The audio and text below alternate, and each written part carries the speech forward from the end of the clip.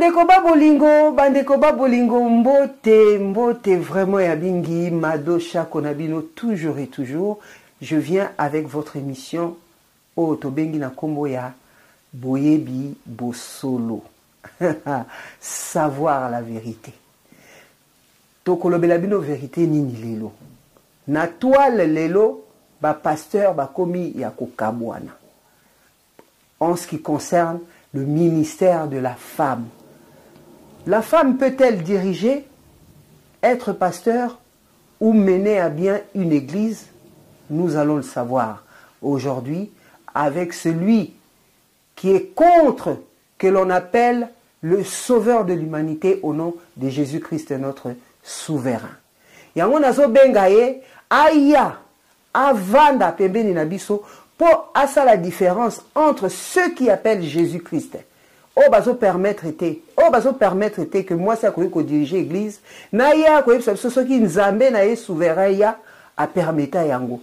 De ce fait, je veux plus tarder na bengeli bino le pasteur Gédéon Moussiana Wabisben Oyabino Moko. Bonjour. Bonjour Mamadou. Boni. Je pense que vous vous doutez du pourquoi et du comment vous êtes appelé chez Boyebi Bosolo. Pourquoi? Alors, sujet au ya ministère de la femme, vraiment, et comme on peut ça batuna passi. Bah, homme de Dieu, bah, femme de Dieu, bah, commis vraiment en discorde entre eux. Tozo mona ba mama, hein, bazo teya, na ba assemblée minene to bipe misusu basi batika biso, que leur âme repose en paix. Ya omote lelo na ngina tu na Moussa Elanzambe, pasteur Gédéon Moussiana, en ce qui concerne le ministère de la femme, dites-nous, la femme peut-elle enseigner, prêcher ou diriger une église? Tout d'abord, Mamadou, pour répondre à la question, on a déjà sujet il y a ministère de la femme et ça sujet vraiment délicat autour de sujet qui faire couler beaucoup d'encre. Pourquoi? Puisque bato belé ba interpréter kango ndenga ba comprendre. Or Bible ezate ke ndenge o comprendre. Il faut que la Bible na profondeur nango poyeba quelle est la pensée exacte du Seigneur. Na sujet wana. Zomona Bible précise encore dans livre ya Osée chapitre 4 verset 6 que mon peuple périt faute de connaissance. Libota nangeza kobunga à cause ya kozanga boyebi. Mais émission na olobi boyebi bosolo. Bosolo savoir la vérité. Pour moi poto banda moi si à côté ya te ministère de la femme existe à côté. Et tikala jamais coexister. Donc voilà.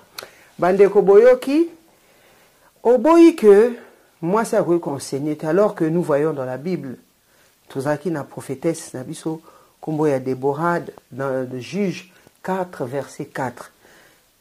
Était-elle une servante de l'Éternel, une prophétesse, selon vous, par rapport à ce passage? Mamadou, au petit exemple bien, Juge 4, le Belabiso, histoire à Déborah, et Kenatina 5. Donc chapitre 4, chapitre 5, et ça, histoire à Déborah. Mais tant que prophétesse, la prophétesse, c'est ça que prophétesse à ministère. Puisque les 5 ministères éphésiens, moi ça zate na 4. Tant que Déborah prophétesse, il faut d'abord, tant mutatangi, aluka, ko comprendre contexte ni bazolo bila histoire oyoyo. Avant o limbolango na ndenge na yo. Déborah zala qui juge et puis aza prophétesse. Le prophétesse il y a Déborah et ça y a ministère mais ça prophétesse il y a don. Donc nzamba pesa ilikabo. Pozo mona so toke na 5. Au monde que non Barak c'est un homme chef de armée, il y a Israël. Mais maintenant, ndenge ba comment la Bible, chef de armée, il y a les botans ensemble. Voilà, il y a Israël. Alors, Israël a zaki na combat. Inquiétude maintenant, est-ce que na combat on a sorti qui to longa te. Si à ce temps-là, le rôle la Déborah, prophétesse, à cela qui esprit na cela qui disponible pour sacher na temps passé, mon lit mon ensemble et ben ko fanda te permanent. molimo na nzambe ebanda koya visite et visiter ekei nzambe azoya juste visite nzambe anda kofanda te na corps ya motu qui a fandi na corps ya motu permanent. C'est la première fois au monde que non esprit sacré fanda na corps le jour où il a déclaré que non l'esprit du Seigneur est sur moi. Nous sommes pourquoi donc pour esa prophétie oyo Esaïe a prophétisé kango déjà dans Esaïe chapitre 62 si je ne me trompe pas 62 de 1 à 2. Esaïe a prophétisé que non pour Esaïe yebaki tant on a une histoire kalaba yebaki que non molimo nzambe yaka juste visite. Esaïe a prophétisé dans Esaïe chapitre 62 verset 1 à 2 alors que non monte akoya. Oh, bon, il a précisé que non, l'esprit du Seigneur est sur moi. Non, la moitié, non visite. Donc, il faut pena permanent, rempli na kata corps mokwana. Donc, wana, yende zambe. Mais maintenant, na zongi na sujet ya Déborah. Déborah, zalaki juste prophétesse. Azalaki juge bato bakata kamakambo. Bato basambisa kamakambo. Na groupe, na mboka. Que non, maman tel baswana ki. Bon, na tangwana zaki te to kenango na la police. Na tangwana ba juge nde bato ba mande ko kata makambo bakoya bafandi sibino bon mado lo ba problème ngo zaki ndenge nini alors omba yo kuna zaki ndenge nini te mado mutabanda ki to mado mutasala kibwe to ye mutadefa kilo kuranga alors na suka nango juge akati likambo Déborah za juge et puis prophétesse ya Déborah ezati ya 5 ministères mais prophétesse ya Déborah eza ya don ya prophétie. Il y a un moment qui a interprété maintenant vision on nzamba pesi pas barak. Alors bi barak nzamba tali singa keno soki to kei bitumbo so boke bitumbo e bolonga. Barak a ibsa bi keno soki o kena bi sote no kete. So kena bi sote to kenti ya bi soko linginga na kena bino sache le keno gloire ezala na mutu na yote mais gloire maintenant kozonge pa ya mwana mwasi. Pour exiger ngana kende na bino na bataille wana prevane bakenda pe bataille wana bakenda bataille wana gloire na ngwezonga na mutu ya mwana mwasi po mwana mwasi moko mutu abumaki roi oyo ya kan adverse kuna donc Déborah eza bato basapuyaka na Déborah zali ministère mais Déborah za don la prophétie. Qu'est-ce qui fait que vous a partagé? Qu'est-ce qui fait qu'au jour d'aujourd'hui, il y a des femmes du ministère qui prêchent en tant que pasteur? Qu'est-ce qui fait qu'aujourd'hui, par exemple, la dernière fois, Totali Ndekomora Tindelinga émission, Azala qui est tout à fait d'accord avec le pasteur Marcelo, que nous saluons respectueusement, bien sûr. Pasteur Marcelo Azulobake, lui, il croit au ministère de la femme. Et il y a d'autres pasteurs, que je vais taire le nom, qui croient au ministère de la femme. Et il a même été jusqu'à stipuler que c'est grâce à une femme qui était précisément albinos, qu'il a, lui, éventuellement, continué son ministère jusqu'au jour d'aujourd'hui. Papa. Et là, qu'on interpréter en mon nom, Mamadou Bonzambe Zapache. Na précisant chaque fois bilanga na armée ils ont facile que Moussa Nzambe. Dans nos jours, il faut savoir que nous vivons dans un temps de confusion totale. Pourquoi? Puisque c'est à ce temps-là que l'homme a besoin plaisir, n'a pas sentiment tiango liboso qui est la volonté du Seigneur. Si vous le dites. Mais maintenant, si un homme comme vous venez de citer là, le pasteur Marcelo, oui, et plein d'autres d'ailleurs, à se permettre, il y a côté le devant public, devant les botans en Zambie. Alors que nous avons bon la qui motema et pas ya moi si, quel que soit sa couleur de peau ou albinos ou noir ou métis. Bon, ça c'était juste pour préciser. Oui. Je pense pas que. Maman Mado, je dis et puis je précise, à égaré. Bon, après, ça ne tient qu'à vous, ça. Oui. Ce que vous venez de dire, ça ne tient qu'à vous. Bien sûr. Mamado, puisque la Bible a précisé les bichos, déjà, dans 1 Corinthiens chapitre 14, versets 34 à 35. Zomona. Yoka, et apôtre Paul a précisé, que la femme se taise dans l'assemblée. Que la femme se taise dans l'assemblée. Car il ne l'a point permis de parler, mais qu'elle soit soumise selon ce que dit la loi.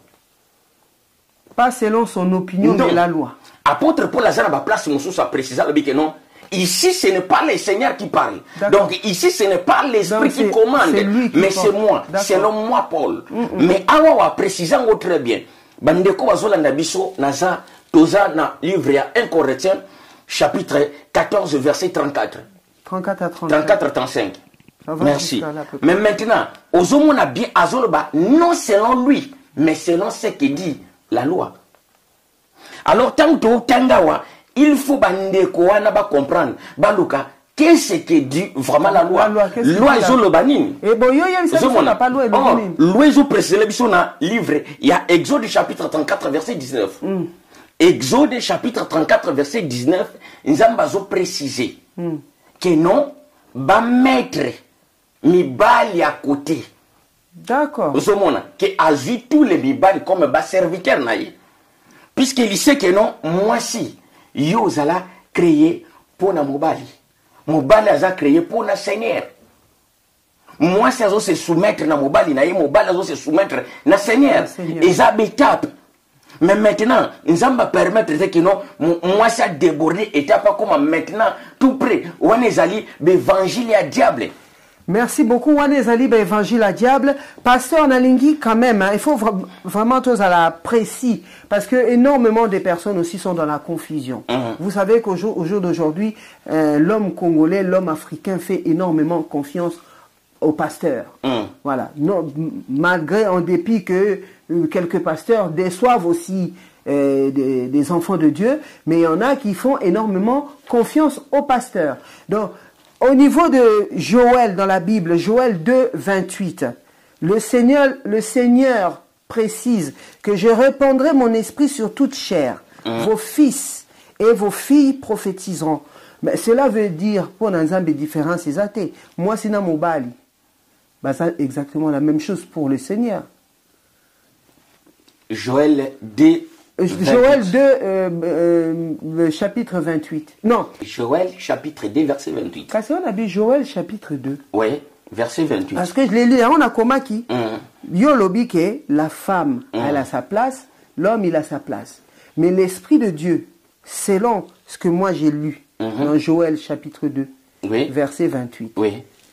Je répandrai mon esprit sur toute chair. Vos fils et vos filles prophétiseront. Oui. C'est-à-dire, pour moi, ce que j'ai compris, pour notre souverain, maître de toute l'étendue de la création, l'homme comme la femme, baza, égal devant lui.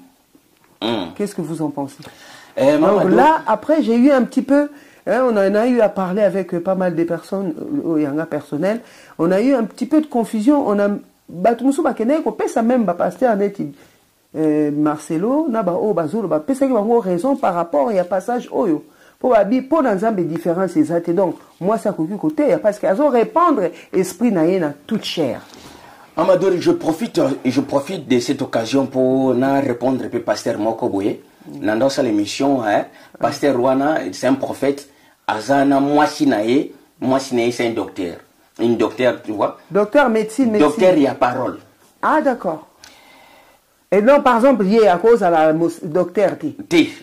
Pour moi, il y a bien osa faux pasteur. Mais, azana confusion. Mais pourquoi moi, si à cause à docteur? Et moi, si à cause par rapport à passage haut. Par rapport à Joël D. Joël D 28, il a expliqué. Au moins, Simba qui est comme on a le biquenon, n'attend. Antique yakala l'Ancien Testament esprit et bandel ko fanda te permanent d'accord na kata corps que montalo ba vina za rempli na Saint-Esprit personne or ba prophète mon li mon ensemble bandel ko ya juste visite et y visite et puis écueil mais maintenant Isaïe a ko prophétiser dans Isaïe chapitre 61 verset 1 à 2 abi que non bon na natan wana. Et non, moi, a précisé que non, l'Esprit du Seigneur est sur moi. Parce qu'il m'a oué. pour annoncer la bonne nouvelle aux pauvres. Ndenge Kenda. Mais maintenant, or, Nathan et Joël a eu préciser prophétie. Il y a Joël 2, chapitre 28. Alors, mais Nathan et Joël a futur, le Seigneur a dit que non, je répandrai de mon esprit sur toute chair. Bah oui, c'est ça. Je répandrai de mon esprit sur toute chair. Alors, Mamado, Bible, bah répéter la Bible, mais bah interpréter la Bible. Oui, mais parce qu'il y a des passages qui contredisent quand même ce que vous êtes en train de dire. Parce que place où Makambo est ma castro. Oui, bah oui. Bah répéter la Bible, mais bah interpréter la Bible. Ce qui m'ont attendu que non, je répandrai de mon esprit sur toute chair. Donc cela veut dire, Nzamba Sopamoli, mon le couleur, il y a des autres tout. Quel que soit pécheur, quel que soit chrétien, quel que soit nani, Nzamba Sopamoli, mon. Mais papa Namukilo qui est juste, à part lui-même Dieu. Esprit Oyazoloba, esprit à Bonzambe. Nzamba a créé Bisso, et que des esprits. D'accord. Mais, à l'objet que non, son esprit, je répandrai de mon esprit. De son esprit. Comme que non, et accompagner yo, ensemble na yo. Pour nous saler Très bien. Ouais, mais maintenant, tant on préciser awawa, pourquoi? Puisque n'dengue n'a précisé que non, esprit ensemble banda oyakaka et pas ba oyaponi.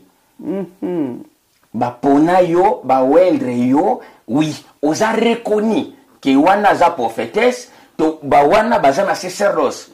So na zongi sima, moi moke, Déborah au Simbaki wana, Déborah a exercé jamais na sacerdoce, il y a Aaron. Na sacerdoce, c'est ça qui kamibali. Aucune femme a exercé sacerdoce, il y a Moïse. Na sacerdoce à Moïse, basi bazalati. Or, quand on parle de ministère n'a tant y a passé, ministère bana ko benga ma ministère te ministère bana benga ma sacerdoce d'Aaron ou sacerdoce de Moïse. Très bien, d'accord. Alors, kuna na sacerdoce moi ça la quitter. Quand on parle de Déborah ndenga na précisa qu'ils a don. Mais maintenant tu as Joël chapitre 2 verset 28.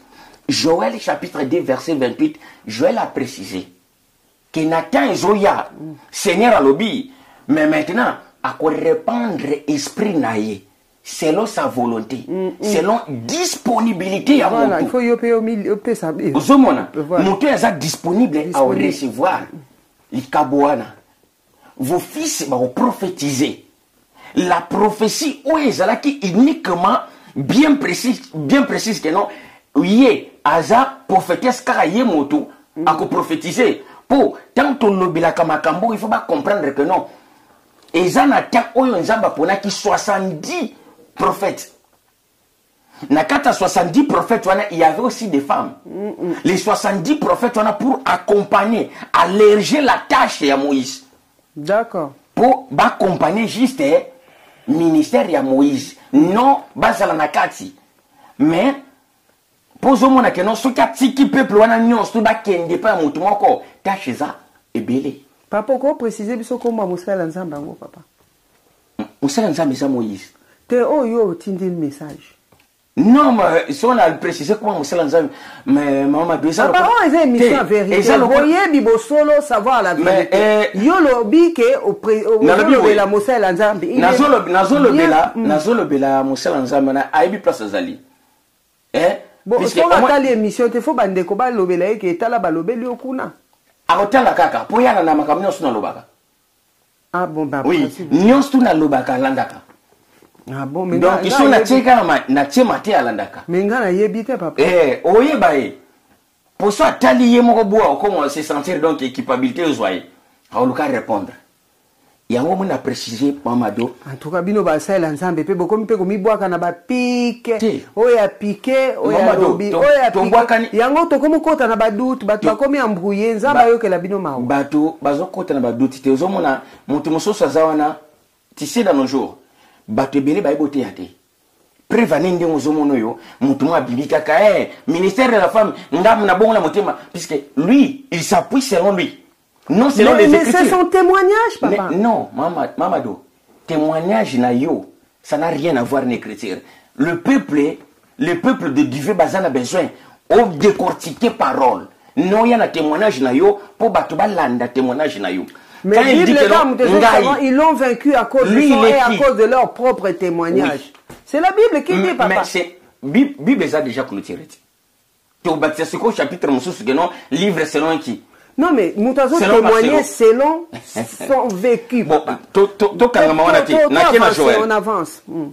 Alors, Joël chapitre 2, verset 28, et ça, parole oyoyo, prophète Joël a précisé que non, à part Seigneur, le Seigneur est venu à préciser que non, prophétie au Esaïe Tikaki. Dans Esaïe chapitre 61, verset 1 à 2.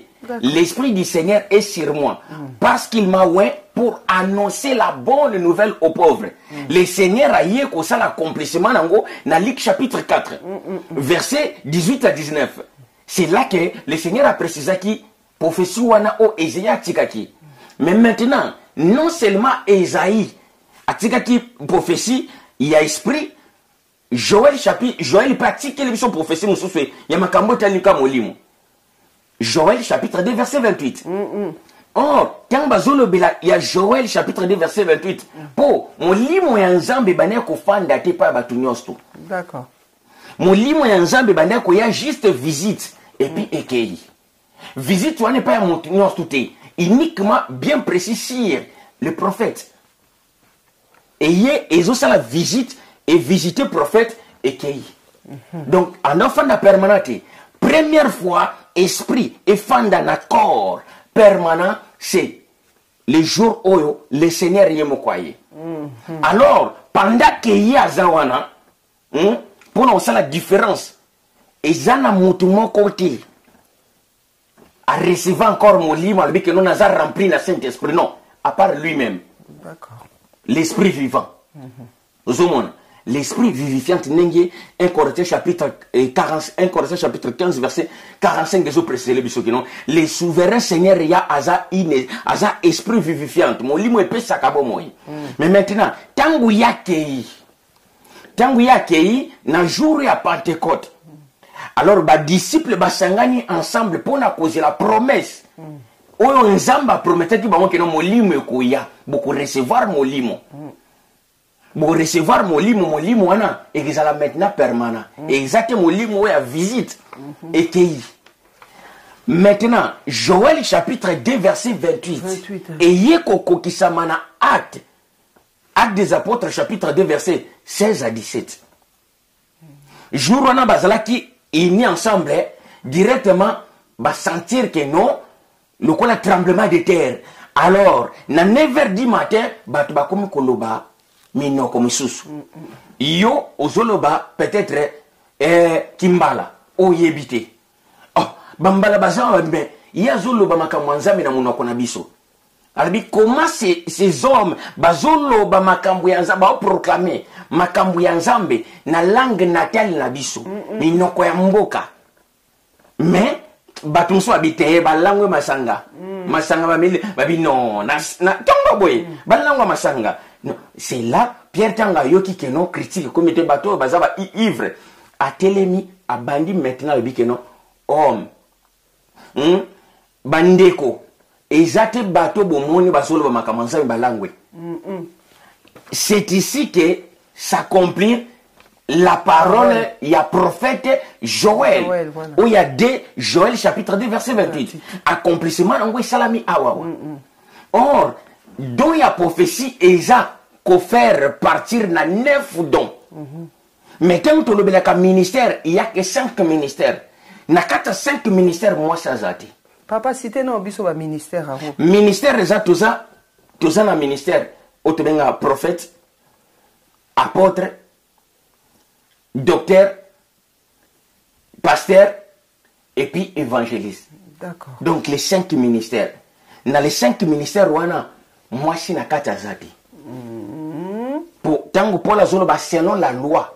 Pour la loi, selon la loi, selon sacerdoce, il y a Moïse. Nous avons précisé qu'il y a sacerdoce à Moïse.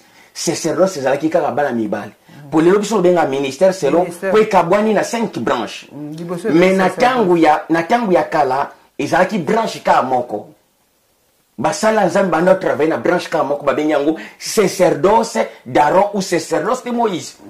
donc na kati ya sacerdoce wana mwasi moko te aexerça na sacerdotal kuna na kati. Donc tango zoka babi Déborah eza juste un don. En tout cas, merci beaucoup Déborah Bandekoba Bolingo, prophétesse Déborah, donc servante de Dieu d'autrefois dans la Bible. Vous la retrouverez dans Juge 4 verset 4. Azalaki ne kaka ezalaki nango kaka don. Papa tokotika la kaka wana na repréciser pour na yango na salaki sous deux questions.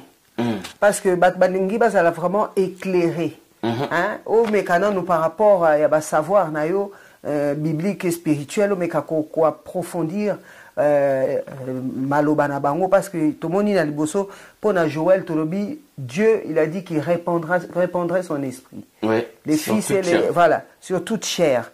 Et awa na Galate isusu to retrouver sous passage mususu au Galate 28.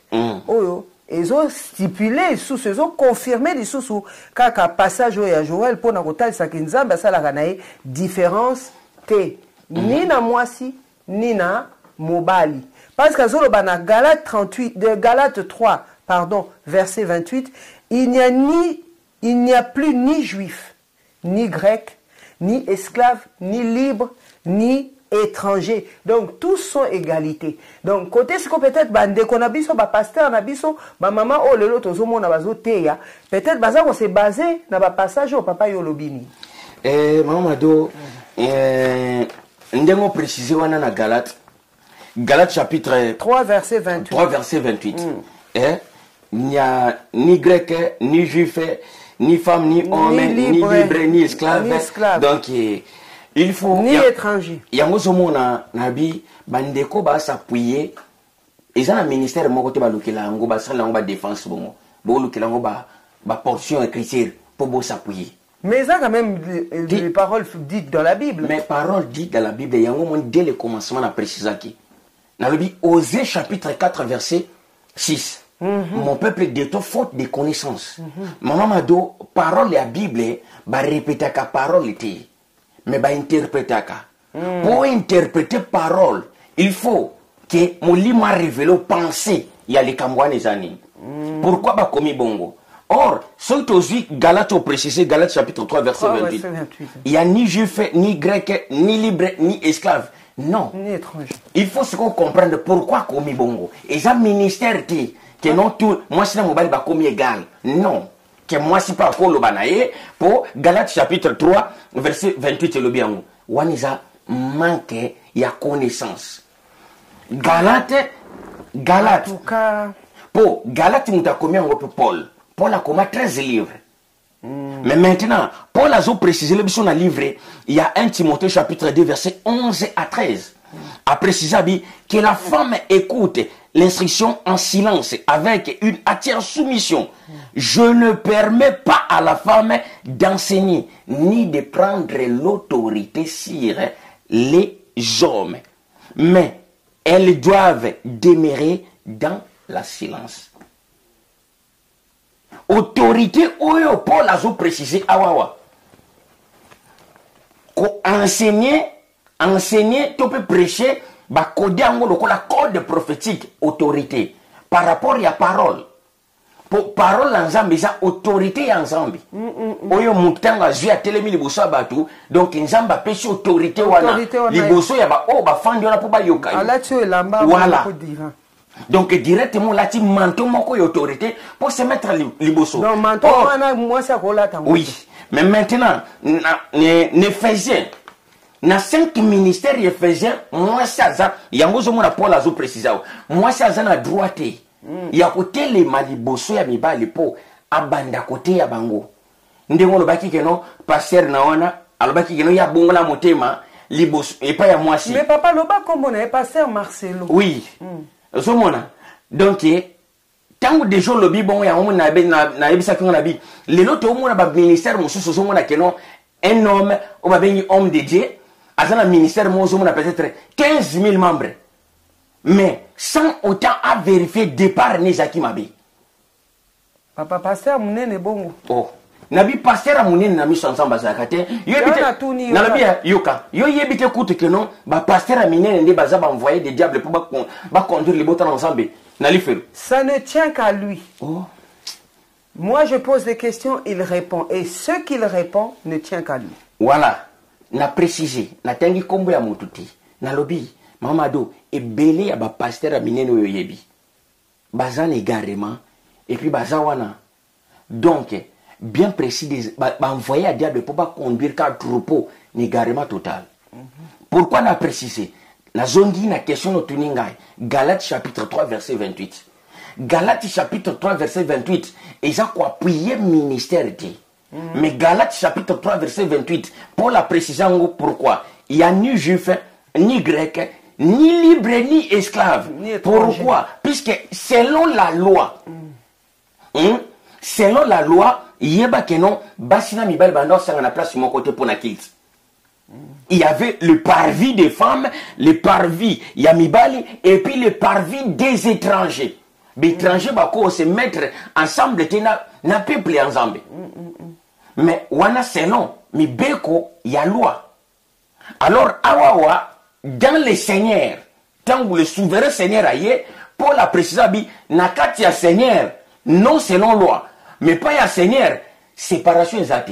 Tu commis ini pour la seigneur. Vous comprenez ce qu'on sent sa parole. Tu commis ini pour la seigneur. Natango wana babaki kino les prix faut musika kuna. Yo aux esclaves zala kuna oko sangana bisote. Pourquoi? Puisque yo aux esclaves oko suye biso. Yo aux étrangers oko suye biso. Donc il pas ya seigneur séparation exacte.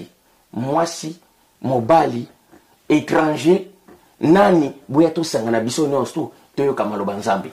En tout cas bandeko nous comprendre sans sango. Na comprendre voilà. Na comprendre j'espère que na yoki pour na comprendre je reste au milieu du village. Bandeko Babolingo merci de continuer toujours à suivre votre émission Boye Bibosolo savoir la vérité sur Mado Chako TV officiel balobi chaîne Nao Papa Parole sacrée et pourquoi pas Edino TV Bilengi Panza Sango ya Congo et à Panzakape Mayele. Continuez toujours à vous abonner, partagez et seul Dieu vous bénira. Tozo continuer émission Nabiso na kokota na moi question monko et outi et pas ya maman Nabiso wayambo première dame que je salue vraiment avec beaucoup d'amour, beaucoup de tendresse. Alobi papa yo kangami na basala nzambe abato. Ezali te pozo sala église na yo ngo boto la bandimi na bango. Ngana kangami na basala nzambe abato nande. Te po ke ko ba pasteur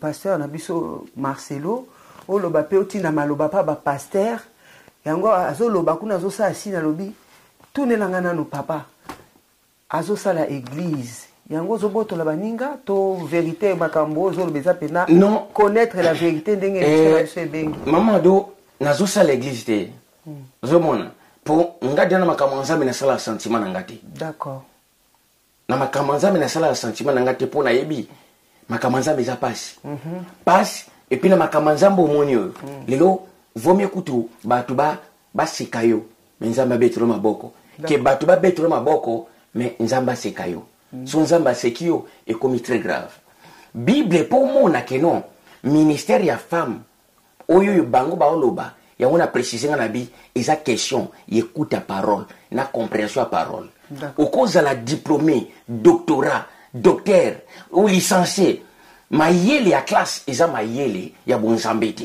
d'accord donc tous a différent na classe peut-être na cause la illettré mais na bonzambe na za donc licencié ba licencié landa pour comprendre le comment ko yelinga ka sikoyo loba kaka papa loba sotozui Jacques chapitre 3 Jacques chapitre 3 verset 1 Jacques a précisé ou comprendre que non même Jacques a le ministère de la femme existe à côté. Mes frères il faut pas que nous soyons nombreux mes frères nos frères et sœurs mes frères donc à viser à cette différence là à viser exact mes frères il faut pas que nous soyons nombreux d'enseigner la parole de divin. Pourquoi? parce que nous, les enseignants de la parole, nous serons sévèrement jugés. Donc, à talisi que non, makamboyo, bachaka nango ba sentimenté. D'accord. Mes frères, alors vite frères et sœurs. Si c'était que non, le ministère de la femme existaka, donc atoloba, frères et sœurs. En tout cas. Donc, tango moto abimi, a précisé que non, ngana bongo la kamotema, et pas yambona moi si. C'est une femme, mutate ya kangai, yango moni na lobi, ngana bi, ndako mususu zomo na ngoy étage. Mais fondation na ngweza mabe. Te, précisons que Nzamba Limbisa, alobi te que moi si muta bongo la ke motema. Alobi il a rencontré le Seigneur bien avant na âge ya muki. Mais a continué à vivre normalement. Mais un jour qu'il ira à l'église et pas ya kene ko kutanana moi si a télémi na cher oiseau te autoritaire parole ya Nzamba avec autorité, c'est-à-dire Nzamba la tchake manteau et autorité, donc et marqua qui pasteur Marcelo et pas ici koyo makamunyo se déclenché qui après le reste yena Nzambe mutu bayebi voilà. Bon au moins mama do pona loba na compléter loko lobi au moins yango faut tant toté ya malwa Nzambe toté ya très bien parce que ngana linga oté ya makamunyo Nzambe na ba détail tout na préciser que les détails non pour les beaux temps ça va comprendre. Sache que non dans nos jours aujourd'hui confusion à trop. Mamado na makamwanzambe il faut que non il y a aussi ce qu'on appelle les émotions. Au cause de la non appel l'ensemble. Mais au cas place moment peut-être banamo baoyemba. Baoyemba nze mwanzambe. Alors mon thème ministère on est comme ko bouillonner la carte. Intérieur ne comme bouillonner, donc il faut ça qu'on appelle l'appel au ministère. Mais si un homme s'élève pour dire que non, Tiala Koto, Ngane Nazaboye, moi ça qui côté ya, selon lui, non selon la parole.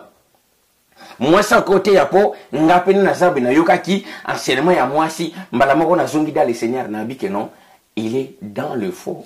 Mais papa, la Bible stipule également aussi que nous sommes des acteurs. Il n'y a pas de passage où le Bibongo, selon ce que j'ai compris, nous sommes des acteurs et notre Dieu, il reste le metteur en scène. Et ça, un passage, moi, la Bible, souvenir, bien précis pour appeler ça exactement, wapi. Mais Dieu nous dit que le cœur du roi est un courant d'eau dans sa main.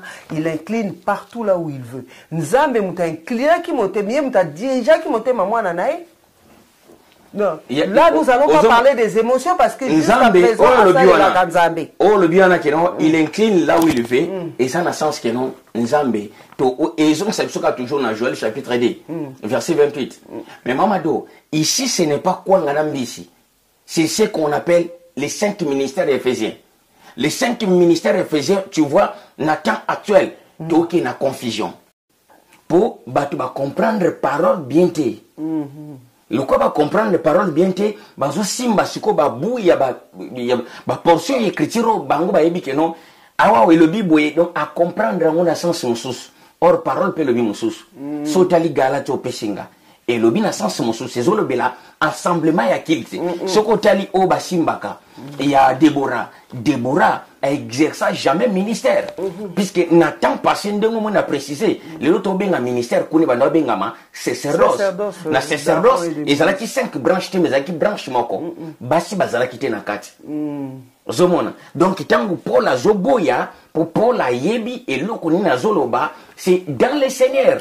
Paul a boyi et lokoni na zoloba, c'est dans le Seigneur. Papa apôtre Paul moi contradiction pe eza nakati ya maloba o azoloba papa tomoni muto atia interdiction na ministère ya de la femme tokoloba eza pasteur Paul na 1 Corinthiens par exemple 14 34 35 alobi que les femmes se taisent dans les assemblées car il ne leur est pas permis d'y parler abaksi susu na 7 1 Corinthiens wanaka 7 verset 12 alobi ezaye est-ce que nyoso yo makambu ya alobi pas moi si pona bana basi eza opinion na ye to ça fait partie plutôt de la loi divine. C'est là que batwing ba peut-être va passer à mususu wala baza na raison parce que ba parole ils ont prouvé. Yo lobini. Amado ozomona ça tombe bien. Ozomona na linga bina ba seja boye. Oh ba pasteur ba zoape mayele. Te na travailler. Papa dit que na travailler. Ozomona ba seja boye pepe sa ba pasteur ebele mayele. Po yo za papa ya koloba. Yo faut koluka bina ba kesi. Ngape na ba sala nzambe bande konanga na kati bino te papa. Ba sala nzambe mwana na bino yeyo. Atoza mosala nzambe te. Atoza balobi kaka te ke faut alo yebana. Ozana idée na yo, olingolo bana savoir la vérité, olingolo bana na boyebi bosolo, na zape na ba émission ebele na animaka. Luka mado chako tokoyoka na biso o passer message na yo. Bo lukanga au 06 41 55 16 37. Na ozela bino na plateau nanga. Papa bolimbisi. Bon, yoka, comme ça, basala nzambe ba pusana, s'il vous plaît, na respect nous na pesa bino. To comprendre. Papa pesa bango ta kiti. Papa basala bo vanda, bo zwa kiti bo vanda. Landa mamado. Ah. 1 Corinthiens chapitre 14 verset 34 à 35. Paul a le biba na basi bakanga munoko. Zomona. Ezaki opinion na oui. Abiba na basi bakanga munoko ensemble. Il y a les autres ba interpréter habité au moni puisque na quatre ensemble ba na basi banda ota makeleli. Ba pasteur ba sapuyaka. Ba puyaka que non ba autorisaka basi bateya. Ba le non Paul a le baki que non que les femmes se taisent dans l'ensemble pour na Corinthe basi banda ota makeleli na quatre ensemble. Na boité na bioka. Na kumbasko na ki musika na ki vraiment très musika. Alors oye kolobelo ko mokolobi ke non 1 Corinthiens chapitre 7 verset 12 oui. Apôtre Paul azolo bakeno nde apôtre Paul azo ici ce n'est pas le Seigneur qui parle mais c'est moi selon Paul. Or tant au tanga na 1 Timothée chapitre 2 verset 11 à 13 là apôtre Paul a précisé que la femme écoute l'instruction en silence, avec une entière soumission. Je ne permets pas à la femme d'enseigner ni de prendre l'autorité. Nazo permettre moi citer athée. Mais ça c'est lui qui permet pas, c'est pas Dieu. Landa. Oui. Nazo 1 Corinthiens chapitre 14 verset 34 à 35. Nazo na déposé.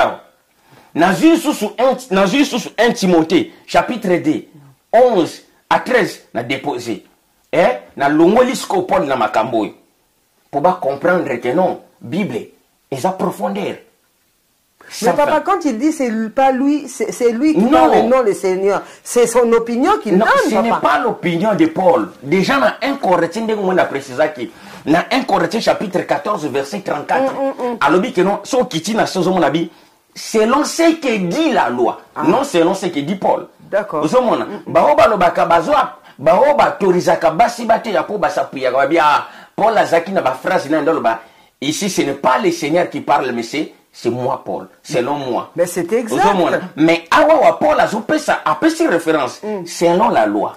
Yango selon la loi, na ebisa kyo selon la loi azoloba selon Exode chapitre 34 verset 19. D'accord. Exode chapitre 13 verset 2. Moi, nous avons précisé qu'on a très bien que non, il la mibali à côté. Mibali non, c'est pas benga mienta qui va serviteur naï. Quels les hommes? Ba cité.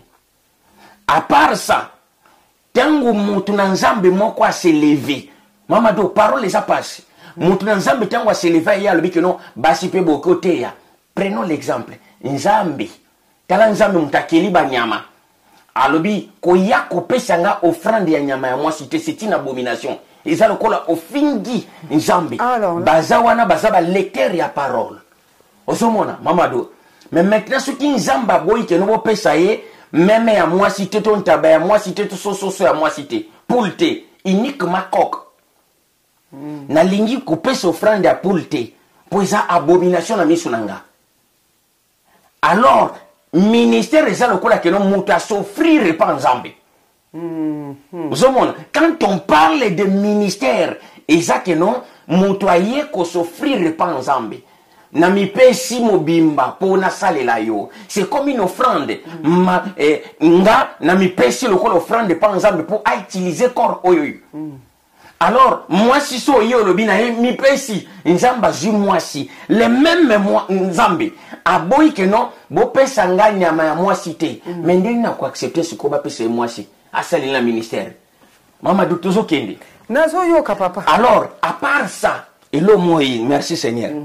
À part ça, na temps actuel on a le que non, il y a plusieurs personnes comme on a que non ensemble, basata 5 millions. Mais bon, c'est conduire tout droit en enfer. Conduit par le pasteur. Conduit par le pasteur ou par ma pasteur, bah ok en enfer, bah tout. Sans exception. Les loups et ensemble mon ko bomona, maman pasteur a tout on dit ça ensemble. Bah voiture tele makalibanda, c'est quoi prenons l'exemple. Tanga koma kana batang mastrel na ye. Asala ndeni. Azipe Bible bouga yetelema. Nzamba mais tobenga ngo ba faux période. Mais je pense pas que Nathan wana na katia ba assemblée tout monde aka atakutu mama pasteur azo diriger mais ça pe na ba pasteur musu pe ba le kaka. Ils ont ba pasteur mususu.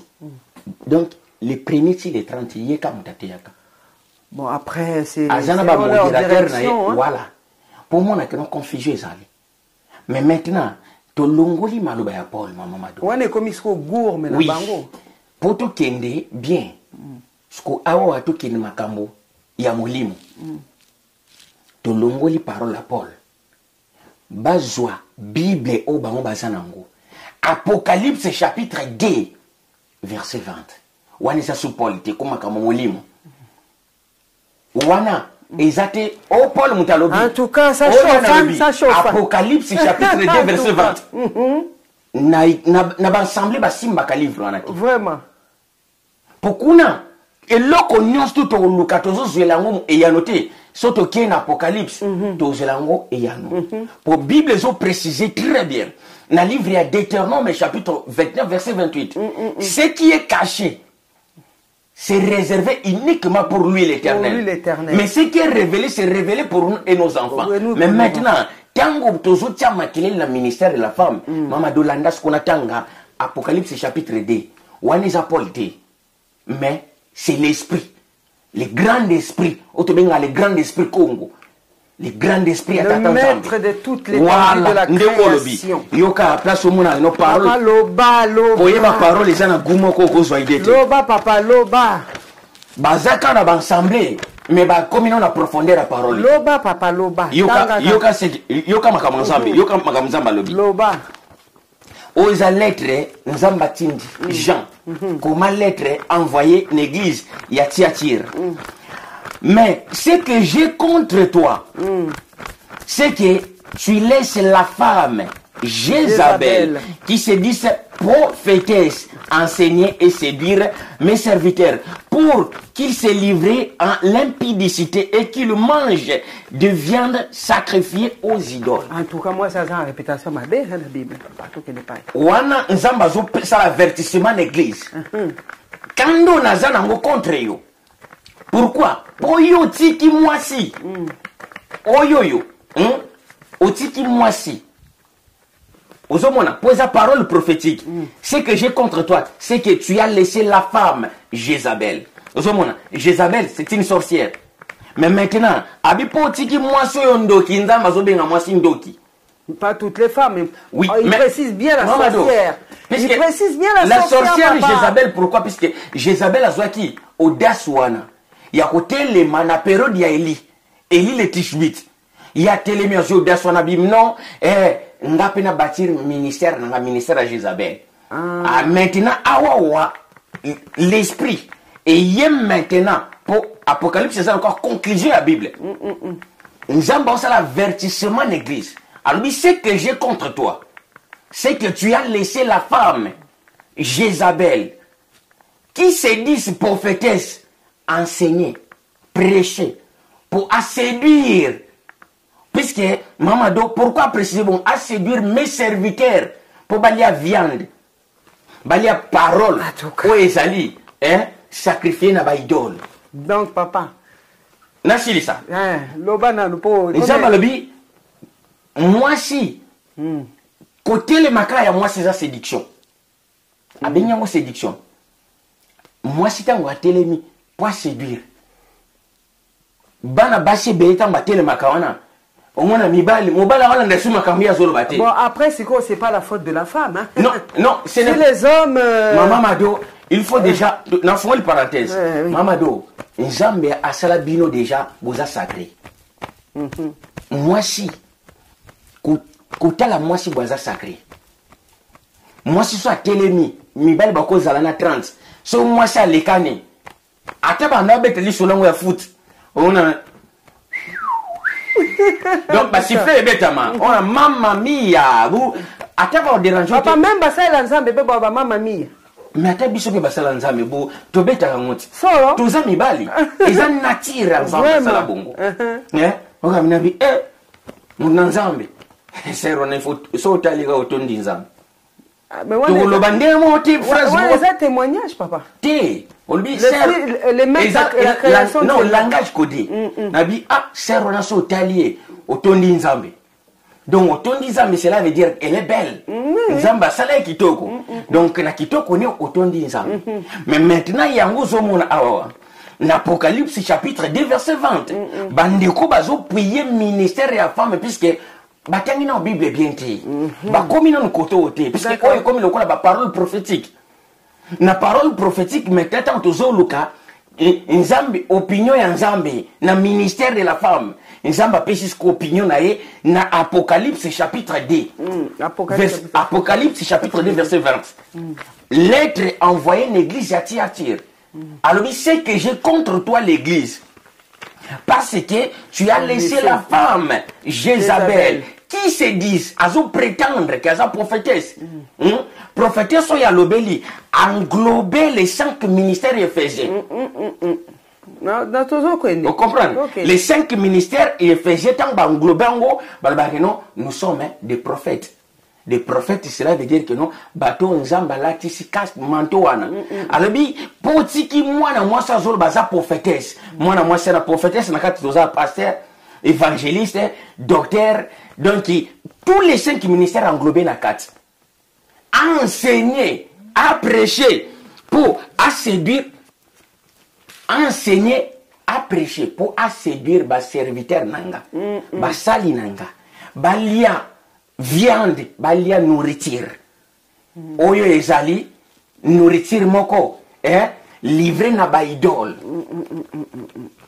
donc nzambe a permettre te ministère ya femme alors eloko ezake no bandeko basapuyaka po balinko zwa babuya ba verso yo mamado o ezo sepelisa bango tango bengame mosala nzambe ndengo mona précisaki le prophète wana, le prophète Guillaume, moi parce que zobenda curiosité na biso. Non, son appel si comme on a et ça le quoi qu'il n'a les publicités.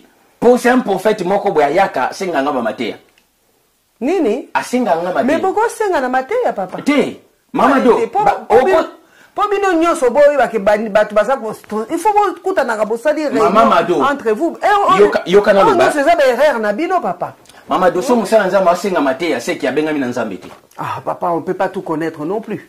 Sinon on mi benga mais si on peut pas nalobi si on peut pas tout connaître mais bon nzamba so boyo benga nzambe bon nzamba so préciser Moïse ni. Alobi keni na salo nzambe libosa pharaon. Alors nous même Bible so préciser bini. Papa yo okako sala ndengwana me okoko manzambe te sinon alobi na sali bino banzambe. Ba demi dieu. Na sali bino banzambe. Banzambe ya miki. Un enfant de lion sanani. Aza mwana nzambe. Mwana lion sa lion te. Aza me lion amuke. Lionceau. Lionceau. Wana bonisa on a français. Dans monta kutana vanini. Na moni lion. Et si la kimi kaka. Abena moni lionceau. Bina ba français bina boluka. Ba français même vous le même problème. Lionceau, lion, nini. Donc bison te biga lingala. Na kutana na lion. Na kutana nkoi. Et si vraiment. Donc c'est ça le problème Mamado. Na pensé en Nzambe a permettant jamais ministère de la femme. Ozomona basala nzambo yo baptisa basi na bino bokotisa bango keno basa ba ministère o blatise casque keno docteur o latise casque ke prophète bozano dans le faux yango esenga bo fanda ba enseigner bino encore au lieu de parler des choses au ba maîtriser. Donc voilà ce que je peux dire. Voilà ce que je veux dire. ndenge boki wabisben oyabino, hein, le pasteur Gédéon Moussiana à Lobby. Donc on continue quand on a la question à Bissot, car nous arrivons éventuellement presque à la fin de notre émission. On vous remercie bien sûr de toujours continuer à nous suivre. Papa Nakolanda Nyoso, oh yo Lobby, depuis ton bandit émission, ils la femme, le ministère de la femme. Non. Donc c'est quoi, l'élo, ba femme Nyoso, ba maman na Bissot, oh nazo pesa ba mbote belé, ba maman na Bissot, ba prophétesse, ba o bazo yembela nzambe. Baza ba pasteur, baza ba maman apôtre, nandingo tangi a maman docteur, en un mot, servante de l'Éternel. D'après toi, baza ba faux. Mamado, pour de ne pas aller de gauche à droite, on sto moniana, baza dans les faux, dans l'ignorance. Et bon, ok, il fait l'eau.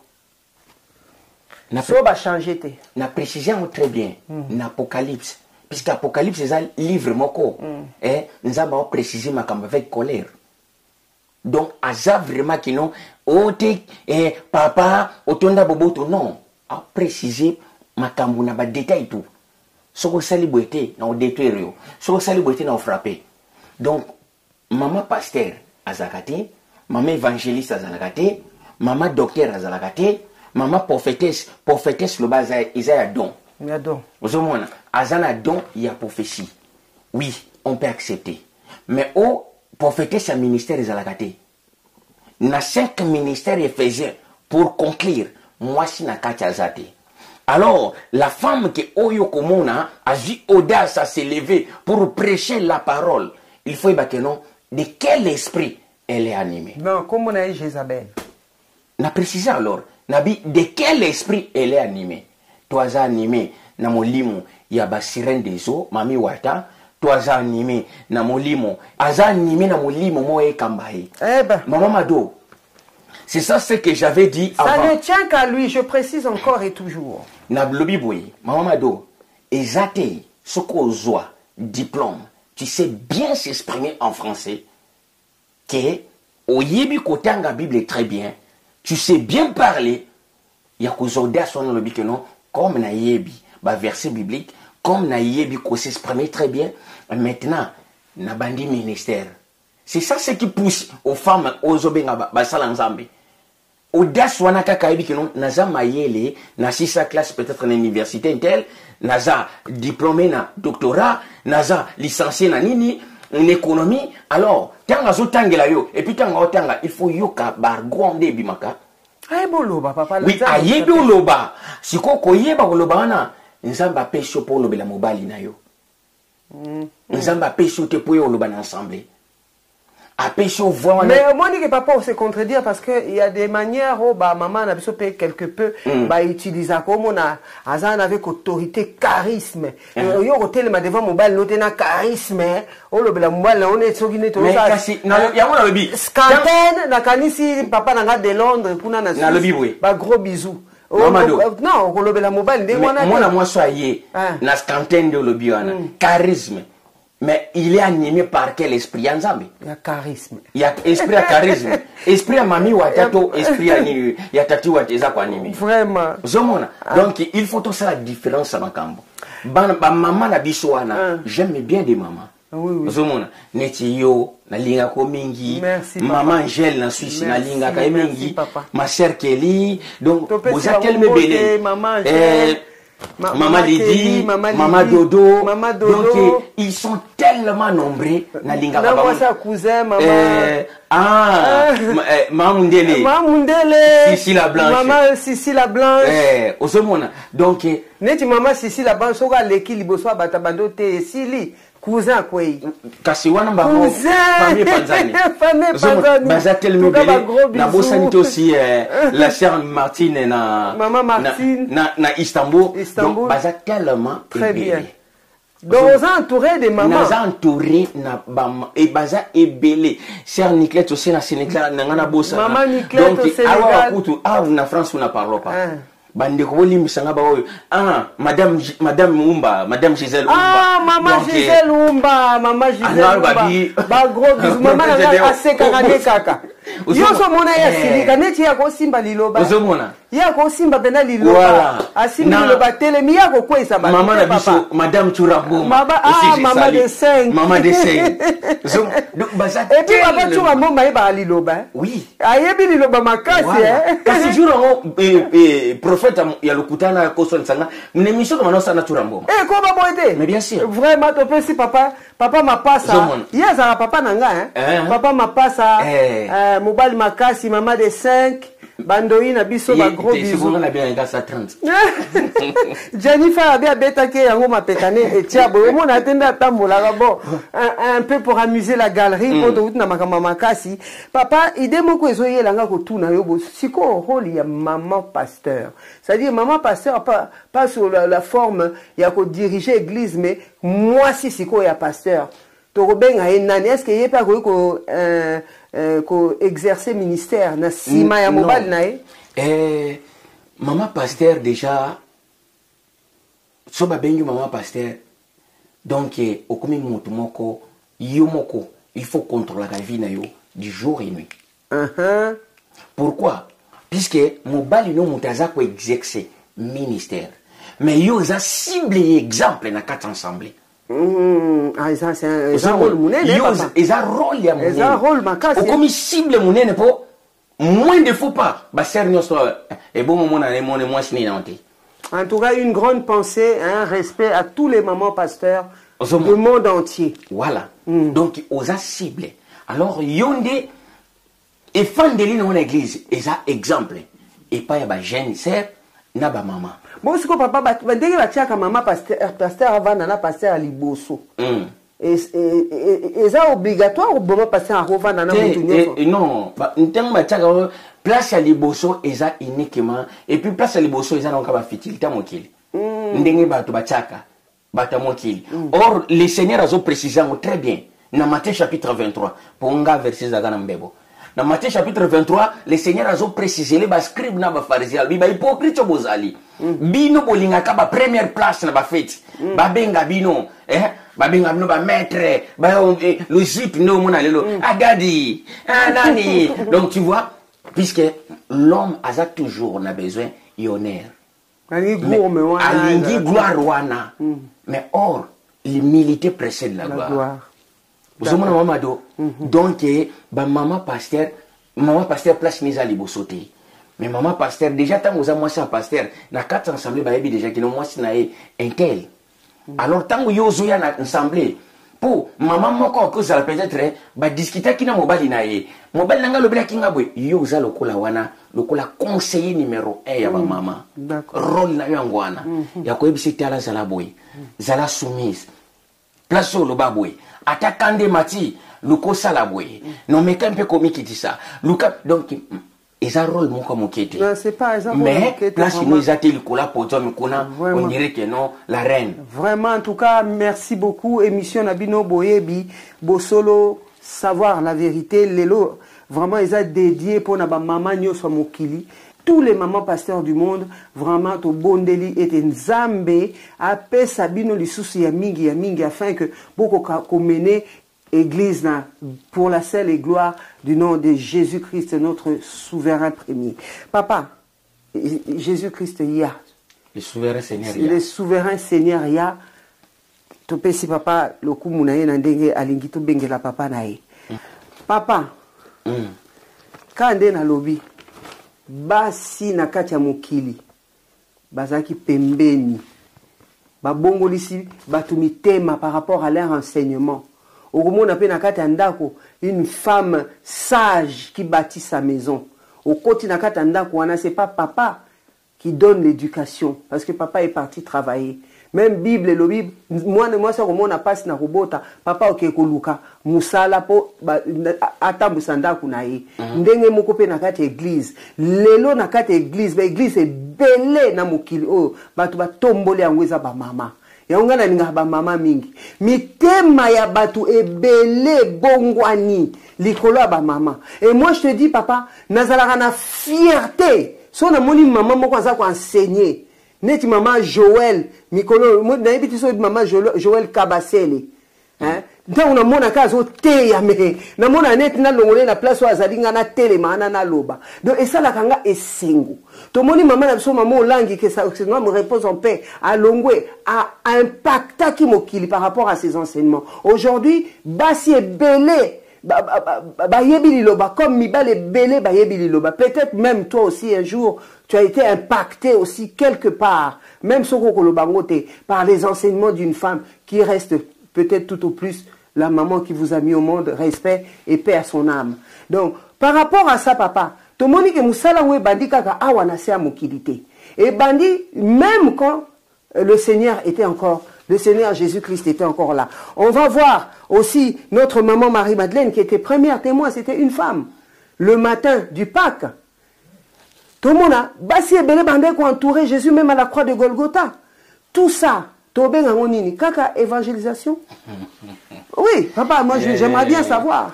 Maman dozomona, ngana binga, on a le bassin pas l'orgueil, mais aux apena les bossa montei. Non mais papa, c'est pour ça qu'il faut reconnaître quand même que la femme joue un rôle important. Femme a joué un rôle important dans la société. Ah oui, quand même. Dans la société. Vous êtes très important, maman. Alors, oui, avec beaucoup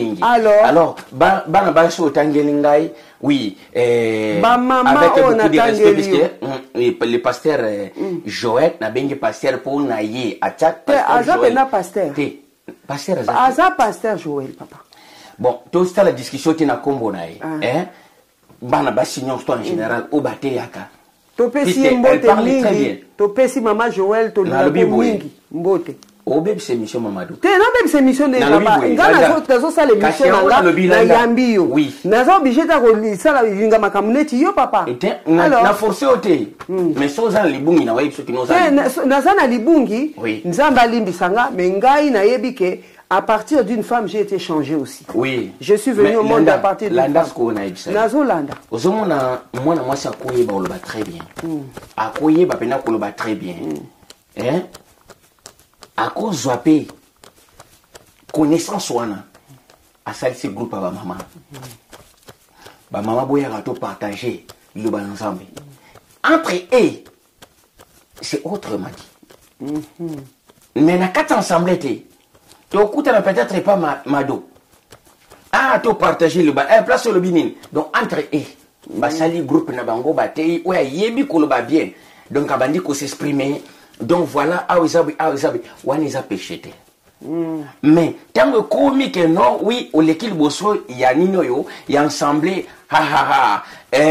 professeur, boy, on a commis déjà, mon limo mon sousou, baki luka ba mili mona na mai, on les a ensemble.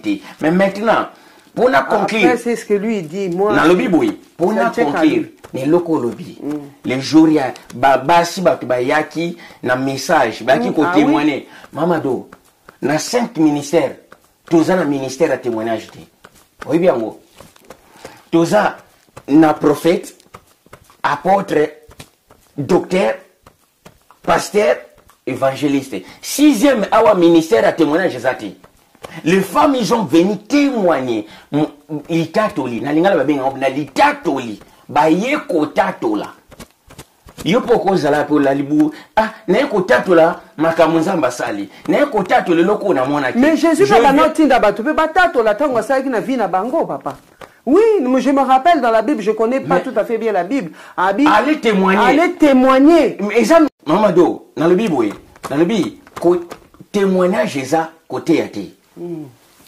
bana baso to mona la bango ba ileka avant qu'il se banda aleki azo témoignage eza litatoli nazo tatola makamunzamba sali nazo tatola eloko na monaki mais ministère eza ndenge apôtre Paul azo préciser kozwa autorité ndenge za na livre ya 1 Timothée chapitre 2 1 Timothée chapitre 2 verset 11 à 13. Je ne permets pas à la femme d'enseigner ni de prendre l'autorité sur les hommes, non sur les femmes. Entre vous, où il y a la connaissance à quoi s'élever pour enseigner, mais pas dans un ensemble. libanda na ndako bosangani, puisque Bible ont précisé là où 2 ou 3 sont réunis à mon nom, je suis au milieu. À ça l'exception c'est que non, il y a ministère là où 2 ou 3 donc sangani poto pour ça la partage. Pour Nangongo, tu as la même mission, il pose la parole. Selon connaissance aux anango. Au bimesenga connaissance aux anango, puisque c'est mission. Tu sangani na kombo ya nzambe. Il pose la autorité à koloba makambo nzambe selon connaissance aux anango. Mais surtout comme une ensemble, ma bende koti. D'accord. Ma be koti wana. L'ensemble et l'autre était le ministère. Ministère depuis Kala. Ce qui était, c'est ce qui sera. Ce qui sera, c'est ce qui était. Il y a un moment, Paul a précisé dans le livre, il y a 1 Corinthiens chapitre 14, verset 34. Non selon Paul, mais selon ce que dit la loi. Donc il place au ministère Bandaki. Ministère Yeko Bandaki Néphésien. Néphésien des 5 branches différentes. Bakabola on a 5 étapes. Mais qu'on est là qu'une étape moko. Babenya au sacerdoce. Mais maintenant sacerdoce moi ça zalakati.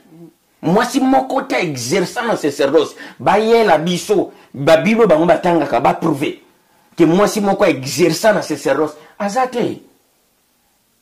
Donc beaucoup changer de domaine puisque nzambe mo kazo babi na ye ko longolati. Ozomona mais na yende ko kokisa. Prenons maintenant l'exemple. Au mona que non, nzamba za na ba sentimate. Un jour Masangesili na fête.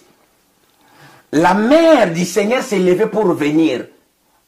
Obe loko ya nga sala, ye moko ka omonika odasa baba sit mwana ngai. Aye po aya kolobela Seigneur Masangesili. Mais or mutu yo ye koloba na ye ko bota mana ye ko vivre na ye aza toujours ko exercer ministère. Il fallait dire à un homme pour s'approcher vers moi que le boisson est fini. Mais tant qu'il y a aye ko sala lokola mini aye ko exercer mystère intérim lokola pont. Nazui et loko bango bazana ngo bosenga na ye nango. À cause de cette histoire. Yango moni bato catholique balobanga non toke ko senge pa ya mama. Mama Maria, merci maman, sengla biso boye. C'est l'ignorance. Le Seigneur a répondu. Na moi sur vierge femme. Oya bima na nzela na ye. Abi femme. Qui a-t-il entre toi et moi? Abegi matin. Pourquoi? T'as la maman de parole les a goût ne lengi. Mais il faut y maîtriser parole. Quand y a parole et a secret. On comprend que non, je suis fier. Pour na kula na la moki botie si je m'en bena toto liamo. Qui a-t-il entre toi et moi, femme? Donc, et là qu'on est aux anango, non, na ndengia physiquement social, mais na ndengia ministère. Yonanga, tous en alienté. Donc, il faut envoyer un homme pour ça l'intermédiaire, pas toi. Mère na yoki kawana, makama pas se bandi. Bino bossa la kawaya ou le banabino. Ozomona, à comprendre que nous avons commis erreur. Nakei bino a qu'est-ce que koloba na basité mais mibali fait tout ce que il vous dira na sale erreur na zongi sikoyo aboy ko répondre ye maman rapidité nous sommes le bino bunu sala mukaka pour comprendre que non il fallait que les hommes s'approchent de lui nonga na s'approcher nae vraiment.